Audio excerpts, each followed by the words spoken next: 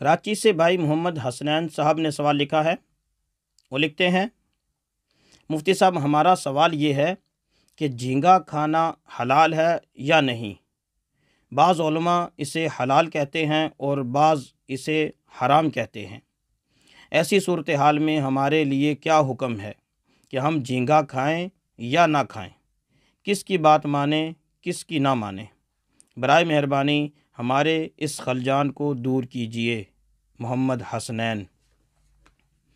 میرے محترم بھائی، جھینگا حلال ہے یا حرام ہے، اس کے پیچھے جو وجہ ہے وہ میں عرض کر دیتا ہوں، بات انشاءاللہ سمجھ آ جائے گی۔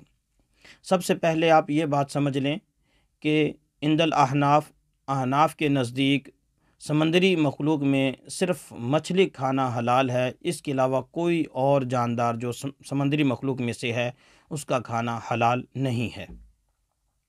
یہ فقہ حنفی میں مطلب مفتہ بھی یہی ہے، طے شدہ بات یہی ہے۔ جھینگا میں بعض علماء، جو آپ نے کہا کہ بعض علماء اس کو حلال کہتے ہیں، بعض حرام کہتے ہیں، اس کے پیچھے بنیاد یہ ہے کہ جھینگا مچھلی ہے یا نہیں ہے۔ جن حضرات کے نزدیک جھینگا مچھلی ہی کی ایک قسم ہے، یعنی مچھلی ہی ہے، تو ظاہر سی بات ہے احناف کے ہاں تو مچھلی حلال ہے، تو وہ اس کو حلال کہیں گے۔ اور جو حضرات یہ کہتے ہیں کہ جھینگا مچھلی نہیں ہے بلکہ یہ ایک الگ سے ایک مخلوق ہے، وہ اس کو حرام کہیں گے، چونکہ احناف کے ہاں مچھلی کے علاوہ تو اور دوسرا کوئی حلال ہی نہیں۔ اب رہی بات سوال آپ کا یہ کہ آپ کھائیں یا نہ کھائیں، تحقیق یہی ہے کہ بعض علماء نے اس کو مچھلی شمار کیا۔ علامہ دمیری رحمہ اللہ تعالیٰ نے حیات الحیوان میں اس کو مچھلی کی قسم بیان فرمایا ہے۔ بعض علماء کی تحقیق یہ ہے کہ یہ مچھلی نہیں ہے۔